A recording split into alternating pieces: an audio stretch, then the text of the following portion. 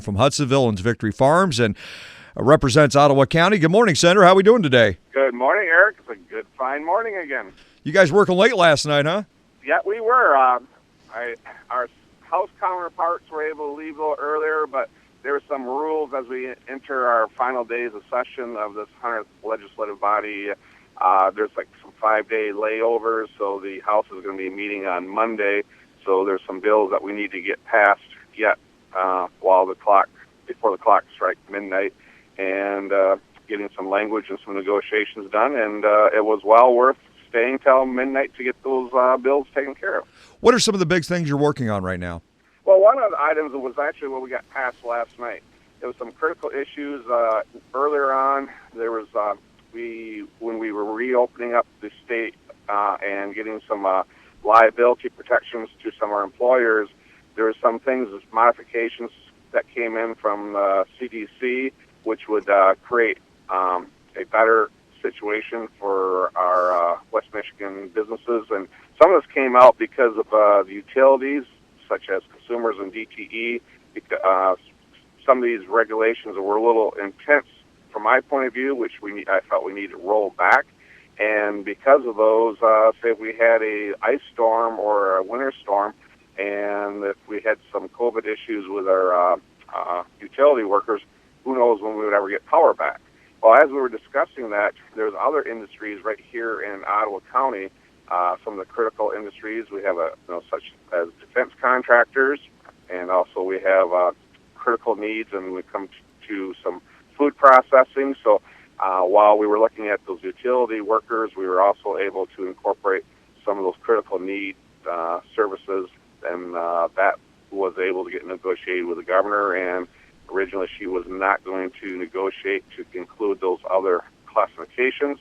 And I heard from a number of employers through Ottawa County and highlighted the critical need for that and what would happen if we didn't get that put forward. So and the 11th hour, literally the 11th hour, the administration said, yep, we can go ahead with that. So well worth staying in Lansing to get this taken care of and I don't want to go over list some of these companies' names, but I'm sure the listening public would know some of these firms that provide these critical needs to our community, the state, and the nation, and literally the world.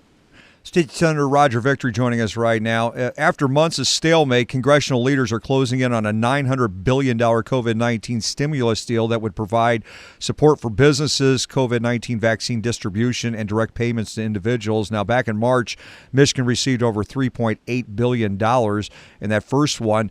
Are you guys counting on that money? I mean, how much would you get, and how would that be doled out, do you think?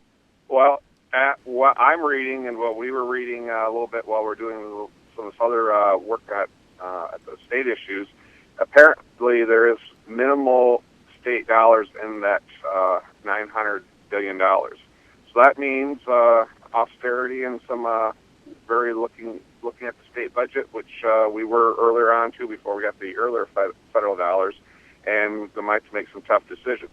However, we are looking at, because some of these numbers are coming in better than anticipated after we made some solid cuts in the budget, and also with some of the other federal dollars that came in on the previous funding program. There's a possibility of doing a supplemental budget here today, and that would offer additional unemployment benefits and some other relief to some of the businesses, such as our restaurants in these areas. There's some ways we could offer some property tax relief for some aspects on those components. So that is a part of the agenda today, and why even after staying there till the wee hour, we're getting right back to Lansing and get this supplemental look at it, because there are some real needs, and this, I believe, needs to be done before we leave for Christmas break. A few weeks ago, Robert Gordon, who's in charge of the Health and Human Services, extended that order on restaurants, bars, and movie theaters and bowling alleys and the like in schools till December 20th. What are you hearing? Is that going to get extended? What's the gossip in Lansing on that? Oh, I cannot, Director Gordon, I cannot get into his mind. It has been frustrating. I see the COVID rates in a little more, approaching more a better situation here in West Michigan, because, a few weeks ago we did have a let's be honest, an uptick on that. But however, I have not seen the data how that was proven to our restaurants or how they were performing in their 25% capacity or 50% capacity, et cetera. Now, there has been correlations when you start going to the nightclub deals and things like that. And I would propose allowing our restaurants, because we were losing a number of them. I just saw a couple of names that appeared yesterday that will be closing at the end of the year. Shocking. These are ones that I've frequented in the past and long-established businesses for decades. And if we could, keep them open till 10 o'clock, then we solve the issue, which Director Gordon brings across about as things kind of gather up a little bit later at night, more of a bar scene type things. And I think we can address where we have had proven COVID transmission and still allow these businesses who are extremely desperate. I mean, they are on their last lifeline here, and they're losing this holiday period of time when it's usually one of the most profitable times for the restaurant trade. And so, Director Gordon, I plead to you, take a look at it. Let's get these businesses open in a safe and secure way, and still addressing the spread of COVID and minimizing that. Where do things stand with landlords and renters? They put a moratorium on evicting people, and I think that was supposed to go through the end of the year, I think. Where is that all at?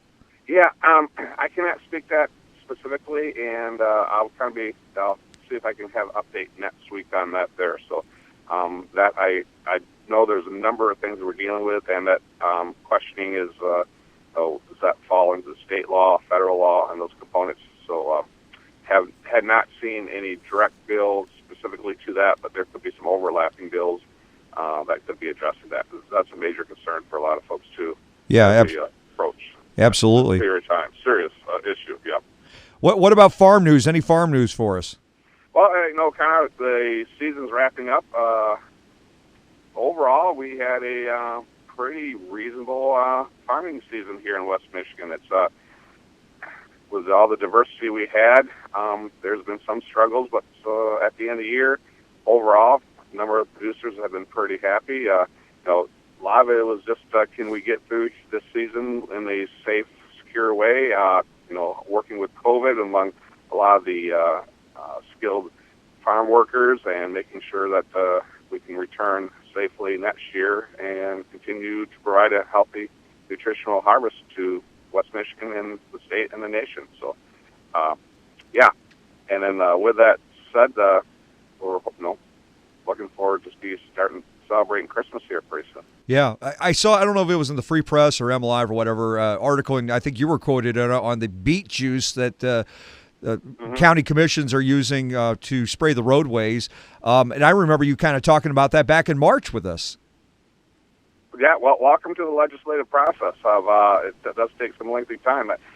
When I left the Capitol last night at 12:30 in the Lansing area, we were having about a 1-inch snow event, very icy. So I was kind of joking with my colleagues. I said, I hope they're applying some de-icing beet juice on the freeway, so our drive home tonight will be a safe and secure travel.